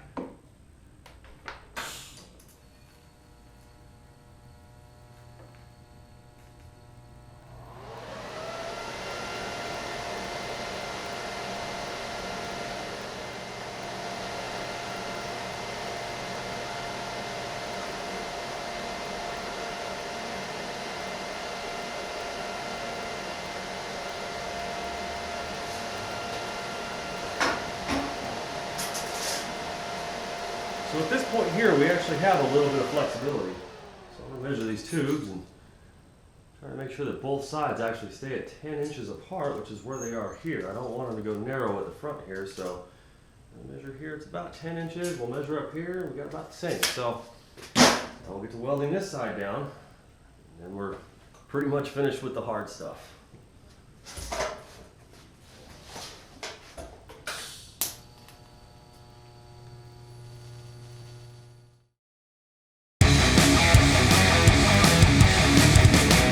Now if you notice, we finally have something that we can reference throughout the rest of this build, okay? So we can put in our harness bar, we can put in our diagonals, we can run the door bars. I'm even gonna do a little roof bar or windshield bar, possibly a couple of noggin bars. And I'm really considering, depending on what size we actually get with here, I might put an A2 bar in here. I haven't decided yet, but we'll figure that out as we go along. But pretty much now, the hard part is over. So let's start working on this whole rear section here to really start closing in this driver completely. So now we do have a layback here and that we have to address, and that's to give enough space inside of there for the passenger, or excuse me, the driver themselves. So what we have to do here is kind of create a little bit of a dog leg in all of our rear bracing here. So the way I want to work this, because we have a center position for the driver, is I want to do the X brace, and I think that'll probably look the best on us. So we're going to get a little bit of a dog leg down here and then bring it up, and the same thing on this side. So let's just start with how much tubing we actually need. It's about 32 inches, so I'm going to cut a 34-inch piece, and somewhere, let's say around the 6-inch mark. I think about 6-inch mark. I'll put in a 15 or 20 degree bend in here. So let's cut the tubing out and start with what we've got to work with here.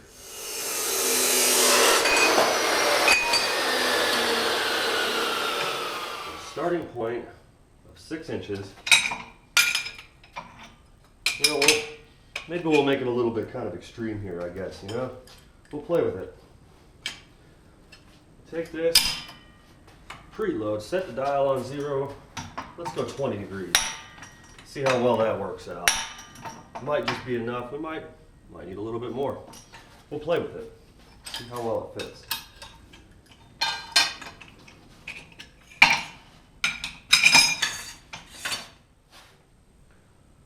Actually looks like about 20 degrees will work. It'll work out quite well.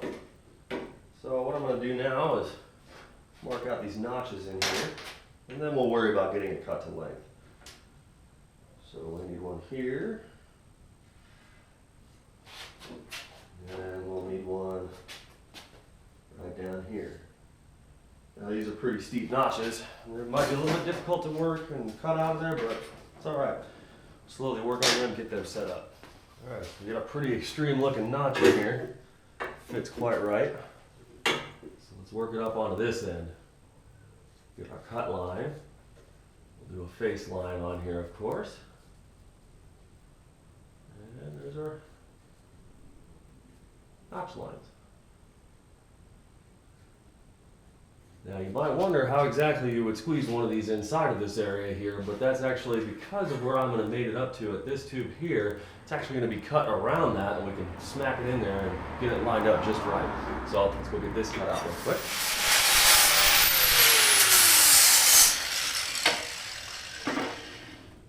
Let's see how close we are. There we go. Beautiful snap fit. Looks perfect.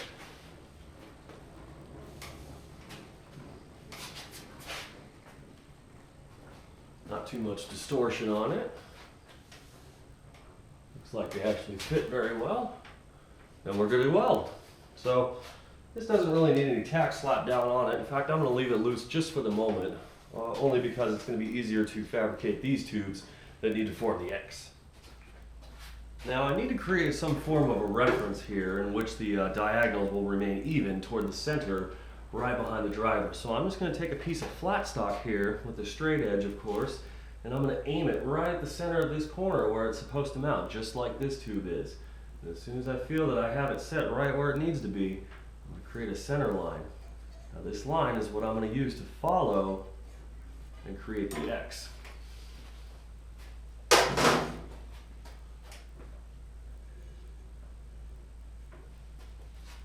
Now let's measure.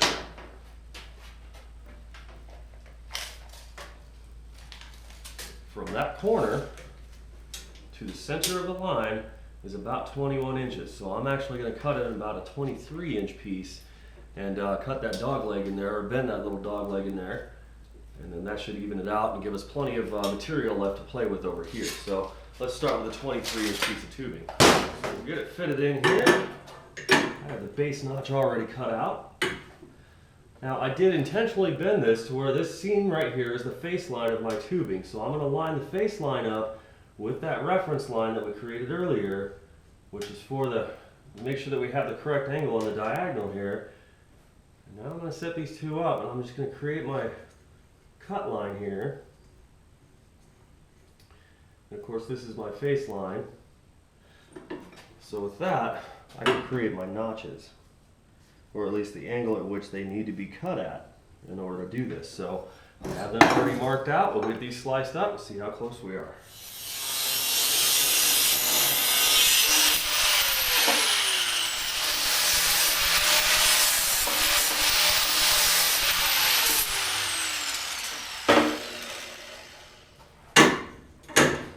How we fit here.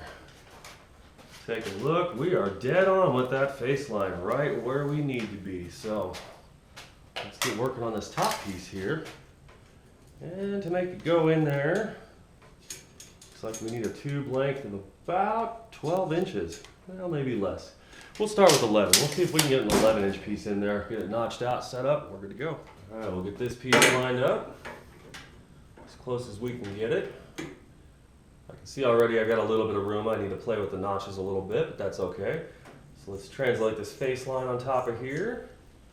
Create our throat line.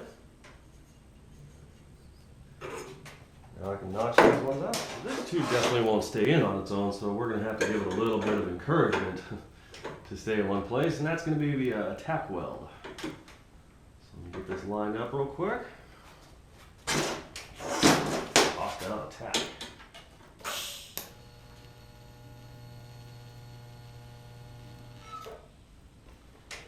There we go.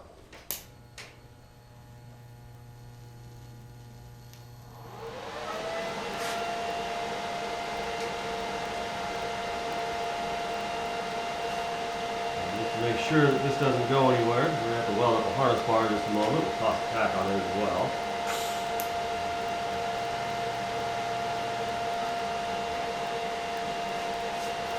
Bingo. There's the X-brace. Alrighty, moving on to the harness bar. Now Yoshi and his son just took off a moment ago, and we decided to set us both up here for different heights and whatnot, and we agreed that the harness bar should be somewhere right in the middle here, so that's about where I'm going to run it. Now all I did was take a 90-degree tube, and I bent it already, cut it in half, and that's going to be about the right setup for the harness bar to go in there. So first we're going to start by marking out these notches and getting them both set up on both tubes, and then we'll worry about getting the center notches in. So let's get to cutting these ones out real quick. Now, since these don't quite fit right in the saw, we can't really set them up like this and this to get them, so I'm just going to do these by hand real quick, nice and easy. Now,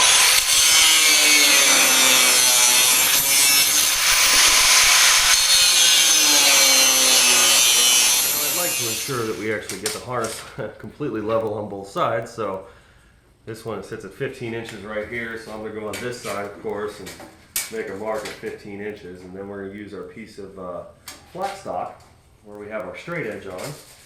I'll just take a couple of some pony clamps here to do the trick.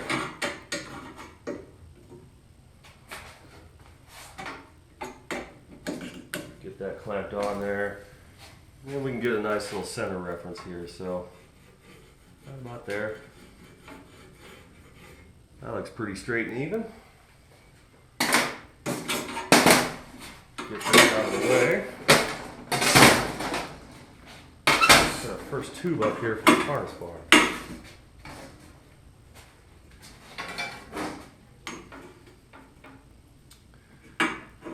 So as we hold it in place here, make sure it's actually straight.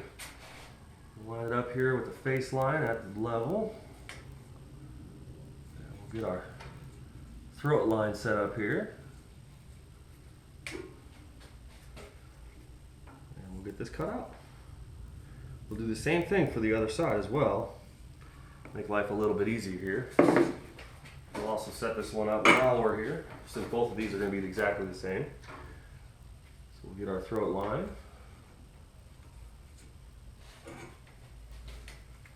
And we'll have our roll. Okay, let's put up a couple holding magnets here.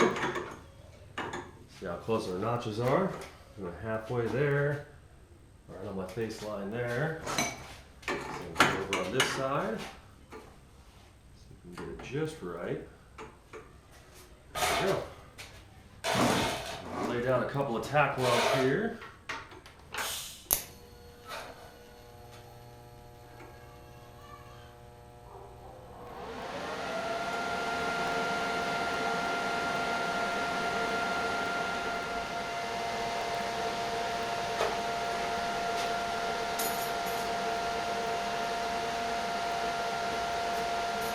Alright, so with a few heavy welds in there just to hold it in place, we'll go back and fully weld everything later.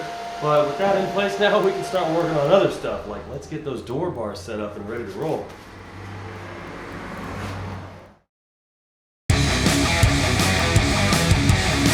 Let's work on these door bars, or at least what would basically be the same as a door bar, since Crazy Cart doesn't have doors. I'm kind of running with a combination of like a drift style roll cage with a twist of some FIA, because I really like the style of rally cages and whatnot. A lot of really crazy angles, really awesome works, and it's they're very, very artistic, if you will. So kind of doing a careful combination between the two of them. So I'm going to start here with looks like about 34 inches worth of tubing. I'm going to hold my cheater up here. I want to make sure that this bend lands about the same spot as that bend. And where this actually comes in to start its transformation, comes in at about 14 inches. I'll hold my protractor up here, kind of close to about where that is. I mean, like again, we're just kind of faking it here. That's about 30 degrees there. This one's about 20 degrees. So a 50-degree bend should work out just fine on that one. So 34-inch tube, 50-degree bend, start the bend at 14 inches. Let's get cracking. Alrighty, tubes are cut to length. Let's get our 14-inch mark here. On both tubes, 14 there, 14 there. Make sure that we note that this is the inside of the bend. We'll get bending. This tube is 50 degrees, same as the other side. So I'm just going to use a couple of holding magnets here to kind of assist, because unfortunately we're all only born with two hands, or at least I was. So let me set this up real quick. I'm going to create little throat line real quick, and you got to make sure that your face line is actually accurate, because this bows outward. So if you were to actually make a face line completely face up, as if this tube was laying flat and not at an angle, you would never get your notch actually set out correctly. So make sure that your face line is where it needs to be, and make sure that we get this notch set correctly. So I'm going to get this one cut out real quick. Get just a little bit more powerful of a holding magnet here, because I'd really like to ensure that this stays where in place where it needs to be. That way I can work on the second notch on the front side. So it just takes a little bit of working. Now this notch is also not exact, and the reason why is because we might need to clock it or twist it just a little bit to get it to line up right up front. Take another magnet, hold it in place there. Check the fit here, make sure that everything's good. Now it does protrude just a little bit too far, but once we get this lined up with the inside of this notch over here, everything should be good to go. So, let's grab my marker here. Make sure that my face line is accurate. And my throat line.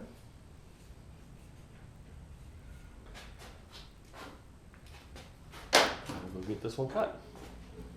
Okay, so as soon as I'm sure I have this tube set, where we're properly bowed out, and we got our correct height and everything set in where we wanted it before, we'll drop down a tack.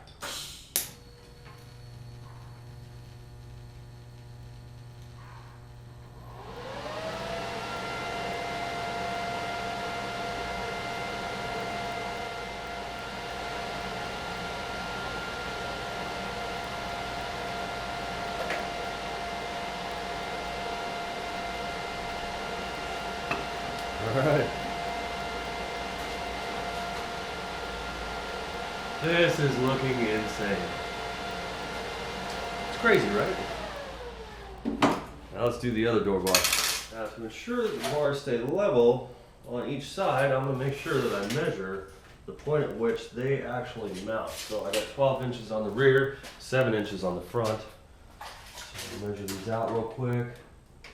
Make sure that everything comes in nice and even on both sides, which is pretty much the whole point of doing all this. It would look kind of silly if you have a mismatched roll cage. So let's set up our holder magnets. Generally speaking, about where they need to be. Grab our tube here. Set this one in place. I'm going to try and notch these out the exact same way. A little bit difficult to make a match, but that's what we got to do. Alrighty, once again, we're going to get this set up semi-close, right about where it needs to go. Make my face line here, my throat liners. Then we'll go cut this one out.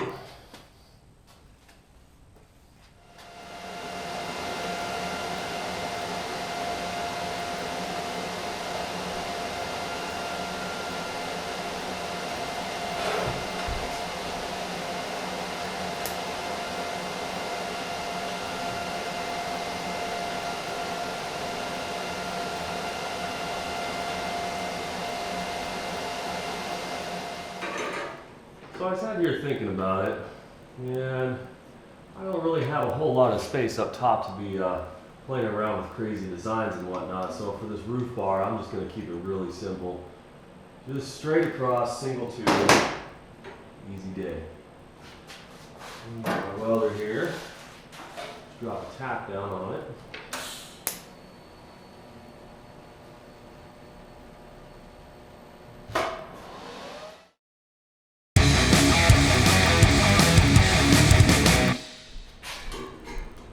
So I mentioned before about wanting to add an A2 bar or a secondary A-pillar support or secondary A-pillar bar or A-pillar reinforcement. Either way, it basically goes from the top section here all the way down to the corner where the A-pillar bar actually mounts on the floor. And it's a secondary reinforcement or a more vertical one without any bends to it.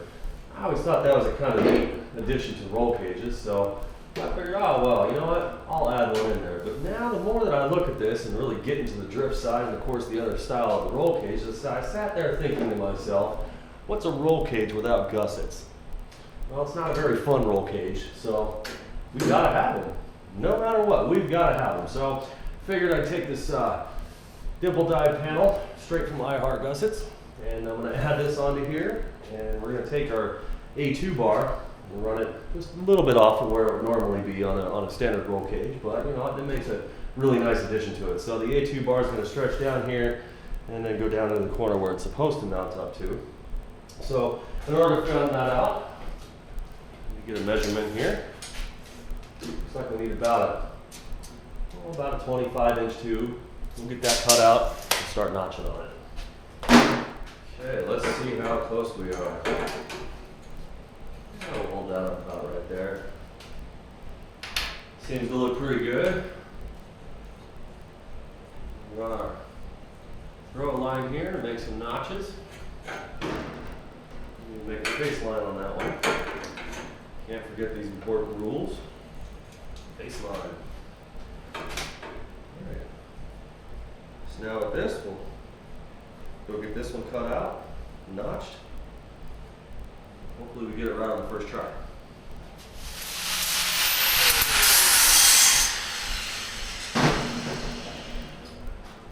Let's see here.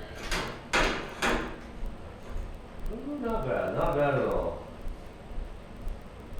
I think I like the fit of that one. See if I nudge it just a little bit more. Got a pony clamp here. That should hopefully hold it in place for a brief moment. We do have one more piece that we need to cut, and I want to terminate the I Heart Gussets dimple die panel on another tube. So we just got to cut a little tube to go inside of here, notch it out, and then we can weld it all together. But if we were to weld this in right now and try to stick that tube in there, there's no way to get it in there. So We're gonna make sure all of this goes well. I'm gonna measure this up real quick. It looks like we need a tube, probably about, oh, let's say 2.5 inches, 2 3/4 of an inch notch on both sides. So let's get that one cut. I'm sure I got a piece of scrap around here somewhere that'll do the job. Now, if you've ever tried to do this by hand with such a small piece, you'll notice it gets really hot really quick. So it's best to mark out your notches and see if you can actually get a decent cut on them while it's still attached to a longer piece of tube.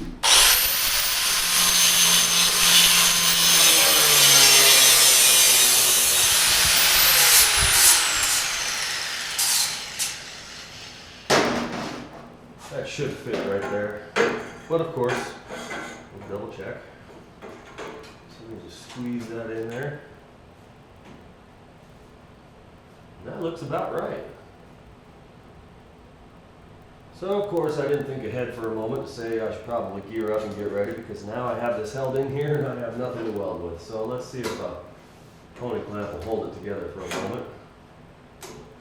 Doesn't look like it wants to. Let's see. There we go. With any luck, that'll stay there while I gear up and get ready to weld it.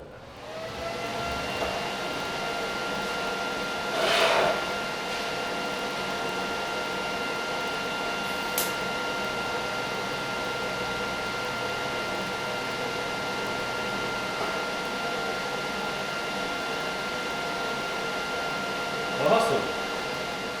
I'm definitely going to concentrate on the inside here and the top to make sure that everything welds smoothly, because when the I Heart Gussets dimple die panel goes back on, we won't be able to weld the insides here. So let's put down some heavy welds. That's cooled down just a little bit. I'm going to take my I Heart Gussets dimple die panel. I'm going to line it up. Try to give it as even as possible. I'm just going to kind of roughly trace here the design and about where it's going to sit, how it's going to land somewhere in there. Now, there's a million ways that you can cut these, but it's really awesome that they are thin enough yet strong enough, to get strong here and cut with 10 snips. So that's what I'm going to use. I'm going to undercut this a little bit.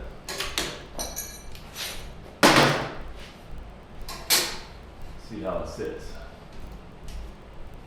It's not terrible, but I guess the rest of it, I can trim the rest of this down with the grinder and it'll come out nice. So take a couple minutes to do that and we'll get it tacked in and welded in place.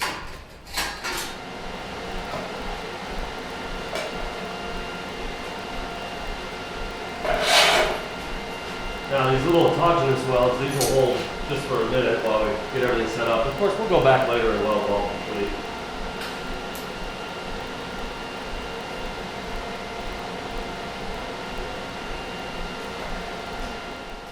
Alright, so now we need to continue on the A2 bar. It's just going to stretch from this point here where it meets on the door bar, right down to the bottom here, right in this corner.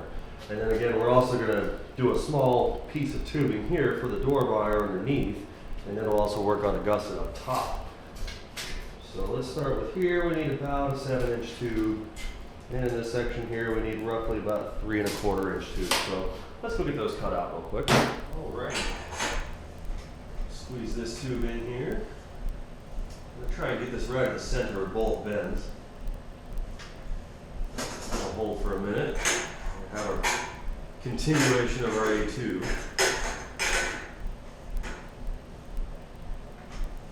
It's nice and perfectly fit. So now we just need to toss some welds down on these.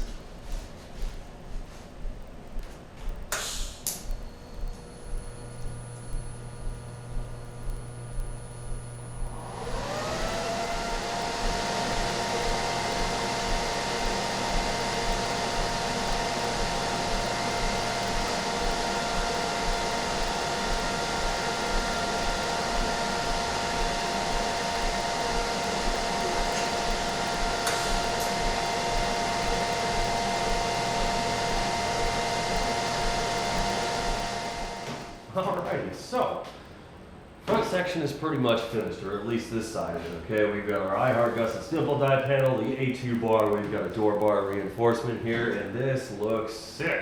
I absolutely love it.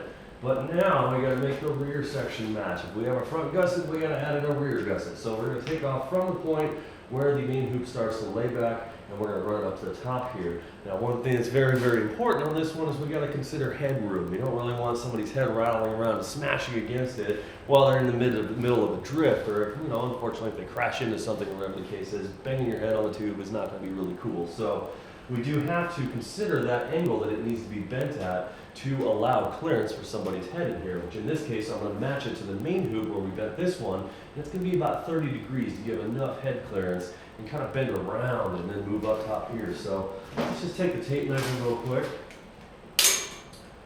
And I'm gonna put a little intentional bow here in the tape measure, just kind of over exaggerate a little bit, kind of simulate a bend. And about where I want it to go should be roughly a 12-inch piece of tubing with a 30-degree bend into it. So let's get cutting on that one. Alrighty, quick and easy. Now we just want to make sure, absolutely make sure, this bend faces outward. It doesn't go upward, it doesn't go downward, and it most certainly should not go inward. We want it to face outward.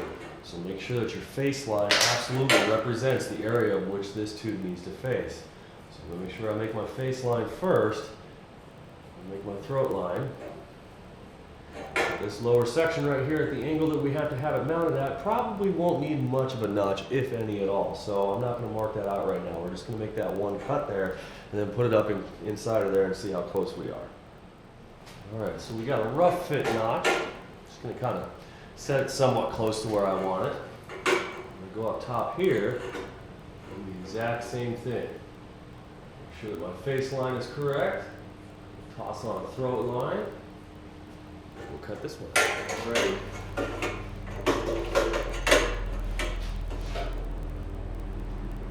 Get this fitted up. Drop a tack weld.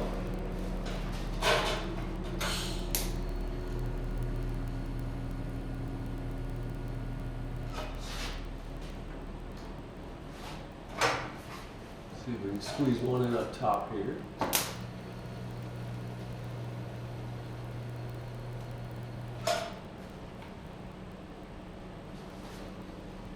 Awesome. I think that really just completed this this whole design here. So now we just got to get this all welded up nice and pretty like, and we'll move on to the other side.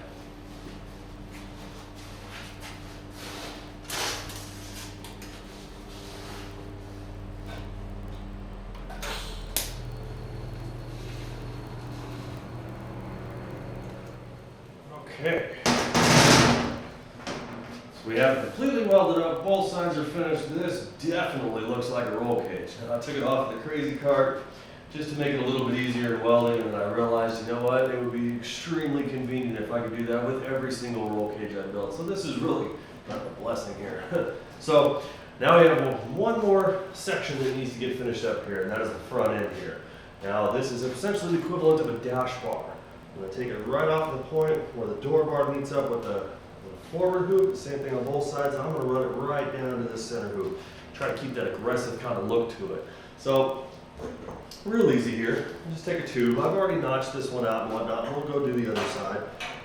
But take this tube here, fit it up. After all the notching and everything is complete, set it right up to the front there, and kind of get the idea of what I'm going for. So, I'm going to measure this tube out here. We're going to do the exact same thing, and then we'll line them up beautifully and perfectly and then make sure that they're centered. This cage will be pretty much finished as far as the tube work is concerned. After that, we'll get the quick releases and whatnot done and get the final touches on this piece of the resistance, my favorite part. So, we get this tube set up here, get this one measured out real quick, and then we'll get to finishing this off. Here's the first side done. Let's kind of set this back up in place real quick. I can get a holding magnet in there. Just get up there. Kind of nicely set this in place. Why sit there and try to fight it if you don't have to? So get a holding magnet up there. I already have one side of this tube notched out that meets over on the main. I'm just going to kind of hold this up here. I'm going to use my eyeballs at first here, just kind of line this up. As soon as I think I've got it in a pretty decent spot here, make a throat line here. Now I use the seam intentionally as my face line on here, so we'll just make our cut lines. We'll go slice this one out. I got it pretty close here. I'm gonna say I'm just about ready to say that it's good, so I'm gonna line this one up here. I'm just gonna take a measurement and see how high that center of that tube is. Looks like 5 3/4 of an inch. So 5 3/4 there. 5 3/4 over here. Let's see how we line up.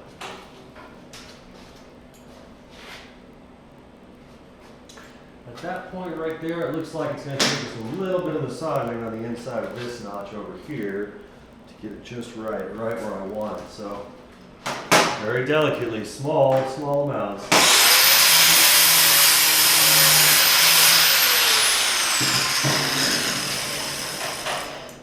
Kind of trim this up until we get a perfect fit where it's just right. And it looks like I just about nailed it. I got a tiny bit. Take off just a little bit more.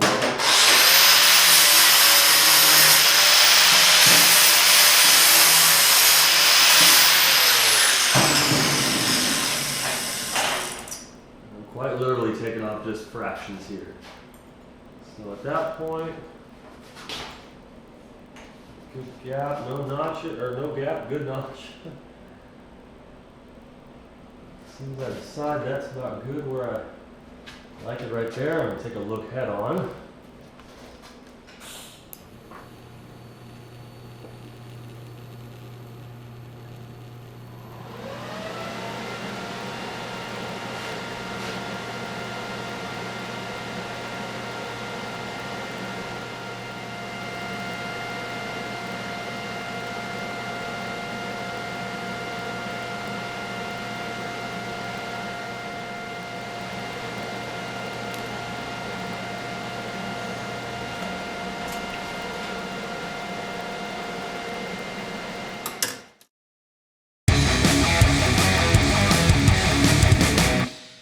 What's a really awesome drift project or a cage like this without provisions to tow? I mean, seriously, it'll do, but we gotta, just in case, find a way to dig it out of the, side of the curb or something like that. So, years ago I had these little miniature tow hooks, and they make like fantastic keychains and whatnot, and I have a whole pile of them left over because I never really found a use for them and sales were, kind of low. So, I'm gonna add one of these because it's just about to scale anyway. So, we're just gonna toss it onto the back.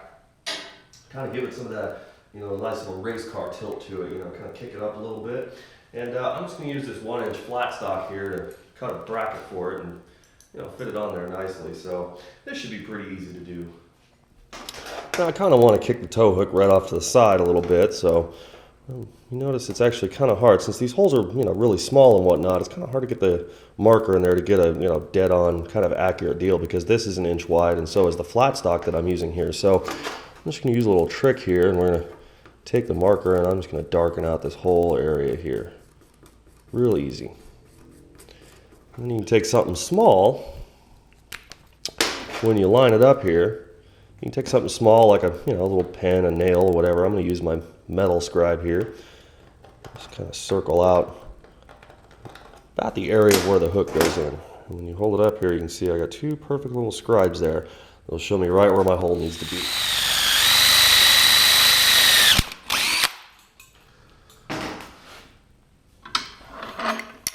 Now to configure about where I want it to sit, I'm just going to hold it over the top here and kind of create a nice little reference line here. So I don't want it too close to the tube, but I don't want it really far away. And of course we have to, notch it out and whatnot to make it fit. So I'm just going to kind of hold it up, get a, eyeball it, kind of get a good look here. We'll say that's about the length I want it cut. And then we'll just kind of freestyle this notch here. This will be really easy to cut out anyway, so it'll contour and wrap around the tube, and then we'll set it in place and get it tacked in.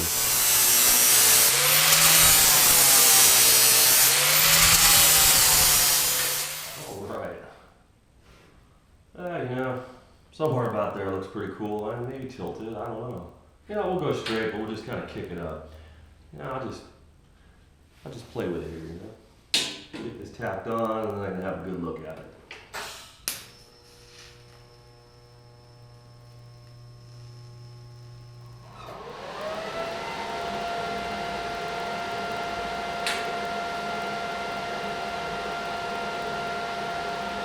A little bit crooked.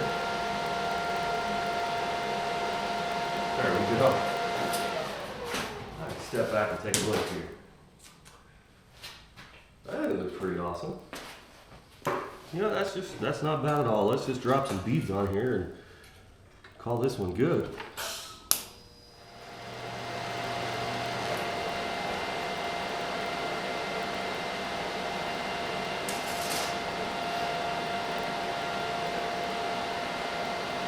Pretty cool. Now to access the inside here, of course, I gotta take this off again, but hey, no big deal. I'll get this off of here, finish welding that one. I'm gonna actually contour the edges right here, just kind of make it a little bit better looking, whatnot. But there you go. This is quite a fun build.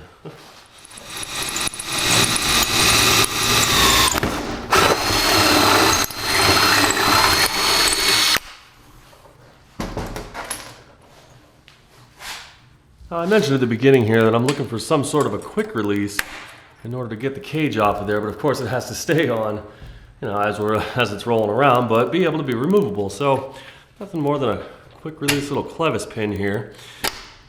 That'll take care of it. Make sure they're drilled all the way through, everything's good to go. All you gotta do is all four corners, and this cage is finished.